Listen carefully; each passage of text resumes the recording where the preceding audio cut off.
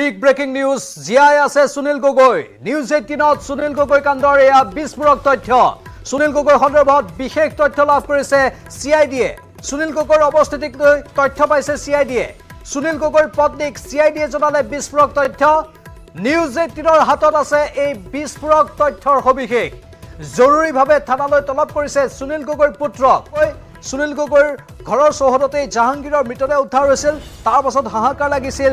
আৰক্ষীয়ে সুনীল গগৈৰ পত্নী পুত্ৰক জেৰা চলাইছিল, ভতিজাকক জেৰা চলাইছিল আৰু অৱশেষত এই সমগ্ৰ ঘটনাক্ৰমই এটা নতুন মূৰ লৈছে। যি সুনীল গগৈৰ মৃত্যু হোৱা বুলি সন্দেহ প্ৰকাশ কৰিছিল সুনীল গগৈৰ পত্নী পুত্ৰই, সেই সুনীল গগৈ জীয়াই আছে। সুনীল গগৈ কাণ্ডৰ এয়া হ'ল বিস্ফোৰক তথ্য। সুনীল গগৈ সন্দৰ্ভত বিশেষ তথ্য লাভ কৰিছে CIDয়ে। সুনীল গগৈৰ অৱস্থিতিক লৈ তথ্য পাইছে CIDয়ে। সুনীল গগৈৰ পত্নীক CIDয়ে জনালে এই বিস্ফোৰক তথ্য। জৰুৰীভাৱে থানালৈ তলব কৰা হৈছে সুনীল গগৈৰ পুত্ৰক। এই মুহূৰ্তত সুনীল গগৈৰ পুত্ৰ থানালৈ গৈছে। সন্ধানহীন হৈ আছে ঢকুৱাখনৰ ঠিকাদাৰ সুনীল গগৈ।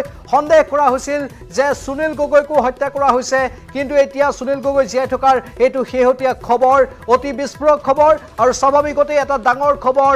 CIDয়ে এই তথ্য দিছে পৰিয়ালৰ লোকক। প্ৰাঞ্জল, কিছু সময় পূৰ্বে সুনীল গগৈ পুত্ৰই ফোন কৰি এই বিস্ফোৰক তথ্য জনাইছে আৰু প্ৰথমে এই মুহূৰ্ততে ডাঙৰ খবৰটো জনাইছোঁ, কাৰণ CIDয়ে কেইবাটাও ডাঙৰ ডাঙৰ ক্লু লাভ কৰিছে, য'ত তেওঁলোক স্পষ্ট হৈ পৰিছে যে হয় সুনীল গগৈ জীয়াই আছে। আৰু যি সেই জাহাংগীৰক কোনো দুৰ্বৃত্তই হত্যা কৰি সুনীল গগৈক সেই স্থানৰ পৰা অপহৰণ কৰি নি ক'ৰবাত হত্যা কৰাৰ যিধৰণে এটা ৰণকৌশল প্ৰস্তুত কৰিছিল দুৰ্বৃত্তই, তেনে এটা ঘটনাৰ উমান লৈ আমি যিদৰে বাতৰি সম্প্ৰচাৰ কৰিছিলোঁ বা আৰক্ষীয়ে যিদৰে আশ্বস্ত হৈছিল বা পৰিয়ালবৰ্গই, সুনীল গগৈৰ পৰিয়ালে দাবী কৰিছিল যে হয় সুনীল গগৈক তৃতীয় পক্ষই হত্যা কৰিছিল, কিন্তু অৱশেষত CIDয়ে এই গোটেই বিষয়টোক লৈ তেওঁলোকে যিদৰে বিগত সময়ছোৱাত তেওঁলোকে তদন্ত আৰম্ভ কৰিছিল। আৰু আজিৰ দিনতো যদি চোৱা যায়, লখিমপুৰৰ ঢকুৱাখনাত বৰ্তমান সুধাকৰ সিং আৰু সংযুক্তা পৰশৰে বৰ্তমান ঢকুৱাখনা আৰক্ষী থানাত তেওঁলোক আছে। দিনজোৰাভাৱে পত্নীক তেওঁলোকে থানালৈ মতাই আনি জেৰা চলাইছিল আৰু সেই জেৰাৰ মাজতে সংযুক্তা পৰশৰে সুনীল গগৈৰ পত্নীক এটা কথা কৈছিল। আৰু যিটো CIDৰ DIG গৰাকীৰ এই বিস্ফোৰক তথ্যৰ পিছতে আমি সৌৰভ গগৈ, সুনীল গগৈৰ পুত্ৰৰ সৈতে আমি কথা পাতিছিলোঁ। তেওঁ স্পষ্টভাৱে কৈছে যে তেওঁক অতি জৰুৰীভাৱে CIDয়ে ঢকুৱাখনালৈ তেওঁক মতাই পঠাইছে। অৰ্থাৎ সুনীল গগৈৰ ঘৰৰ পৰা ঢকুৱাখনাৰ থানালৈ যি দূৰত্ব 15 কিলোমিটাৰ দূৰত্ব, অৰ্থাৎ সময় প্ৰায় আধা ঘণ্টা লাগে। গতিকে সেই সময়ছোৱাত বৰ্তমান তেওঁ ৰানিঙত আছে, অৰ্থাৎ তেওঁ সেই গাঁওখনৰ পৰা, সেই ঘৰখনৰ পৰা তেওঁ বৰ্তমান ঢকুৱাখনা থানালৈ গৈ আছে। গতিকে এটা কথা স্পষ্ট হৈ পৰিছে যে ঢকুৱাখনা আৰক্ষীৰ লগতে CIDয়ে বিস্ফোৰক তথ্য লাভ কৰিছে সুনীল গগৈ সন্দৰ্ভত, কাৰণ জাহাংগীৰৰ মৃত্যু হ'ল 1 তাৰিখে 1 জুনৰ যি নিশাৰ ভাগত এই মৃতদেহ উদ্ধাৰ হৈছিল। তাৰ পাছত গাঁওবাসীৰ লগতে সুনীল গগৈৰ পৰিয়ালে নিশ্চিত হৈছিল যে সেয়া সুনীল গগৈ আছিল। তাৰে পিছত যদি আমি চাওঁ যে আমি বাতৰি সম্প্ৰচাৰ কৰি আছিলোঁ যে সুনীল গগৈ আত্মগোপন কৰিছে, সুনীল গগৈক আনকি লখিমপুৰ আৰক্ষীয়ে পলাতক বুলি ঘোষণা কৰি পুৰস্কাৰৰ কথা ঘোষণা কৰিছিল। এবস্পন্ডিং শব্দটো দীপাংকৰ, এতিয়া এই সুনীল গগৈ যদি জীয়াই আছে, ক'ত আছে, সেইটো এটা ডাঙৰ প্ৰশ্ন।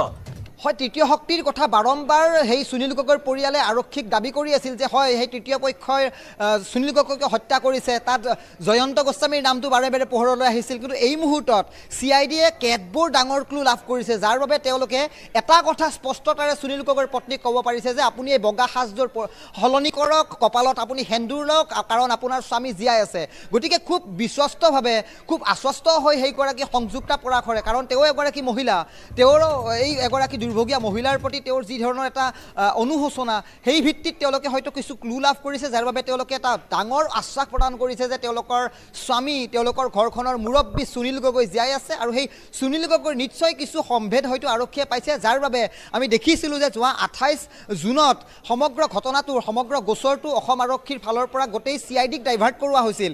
CIDয়ে গোটেই গোচৰটোক লৈ তেওঁলোকে নতুনকৈ লখিমপুৰলৈ গৈ সমগ্ৰ ঘটনাৰ তেওঁলোকে তদন্ত আৰম্ভ কৰিছিল। সবাতোকৈ ডাঙৰ খবৰ হ'ল যে CIDয়ে স্বাভাৱিকতে সুনীল গগৈক ট্ৰেছ কৰিব লাগিব, নহ'লে এনেই এই কথা কৈ নিদিয়ে।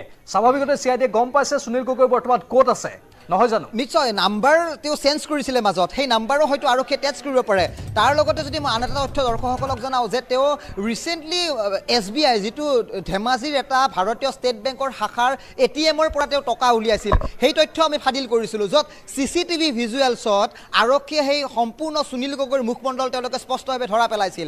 অৰ্থাৎ আৰক্ষীয়ে নিশ্চিত হৈছে হৈছিল যে হয় সুনীল গগৈ ক'ৰবাত আত্মগোপন কৰিব পাৰে কিন্তু পৰিয়ালে বাৰম্বাৰ সেই কথা দাবী কৰি আছিল যে হয় তৃতীয় শক্তিয়ে তেওঁক হত্যা কৰিছে একেই জাহাংগীৰৰ দৰে তেওঁক হত্যা কৰি হয়তো ক'ৰবাত তেওঁৰ মৃতদেহ দলিয়াই পেলাইছিল দুৰ্বৃত্তই তৃতীয় শক্তিৰ কথা কোৱা হৈছিল মাজত যি জয়ন্ত গোস্বামী তেওঁৰ বিষয়টো প্ৰাসংগিক হিচাপে চৰ্চা লাভ কৰিছে ডাঙৰ খবৰটো জনাইছে সুনীল গগৈৰ পত্নীক যে আপুনি বগা সাজযোৰ আপুনি সলনি কৰক আপুনি শিৰত সেন্দুৰ লওক কাৰণ আপোনাৰ স্বামী জীয়াই আছে আৰু খুব ডাঙৰ কথা প্ৰাঞ্জল যে কিছু সময় পূৰ্বে সুনীল গগৈৰ পুত্ৰ সৌৰভ গগৈক অতি খৰখেতীয়াকৈ তেওঁক ঘৰৰ পৰা মাতি পঠাইছে থানালৈ অৰ্থাৎ হয়তো নিশাৰ ভাগত এটা ডাঙৰ খবৰ আহিব পাৰে যে সুনীল গগৈ হয়তো ক'ৰবাত তেওঁৰ অৱস্থিতি হয়তো আৰক্ষীয়ে নিশ্চিত প্ৰদান কৰিছে আৰু সেই ভিত্তিত এই ডাঙৰ খবৰটো আৰক্ষীৰ ফালৰ পৰা জানিবলৈ আমি সক্ষম হৈছোঁ গতিকে আমি এটা কথা আমি আৰক্ষীৰ সূত্ৰৰ পৰা যিটো খবৰ লাভ কৰি আমি আৰু এটা কথা এইখিনি সুধো যে সৌৰভ গগৈৰ মাতৃ অৰ্থাৎ সুনীল গগৈৰ পত্নী কি এতিয়াও থানাতে আছে নেকি তেওঁক জেৰা চলোৱাৰ কথা আপুনি ক'লে বা এই যিখিনি কথা আপুনি ক'লে এতিয়াও তেওঁ তাতে আছে নেকি আৰু পুত্ৰ এতিয়া আকৌ তালৈ গৈ আছে নিশ্চয় আজি দুপৰীয়াৰ ভাগৰ পৰাই সুনীল গগৈৰ পত্নী ঢকুৱাখনা আৰক্ষী থানাত আছিল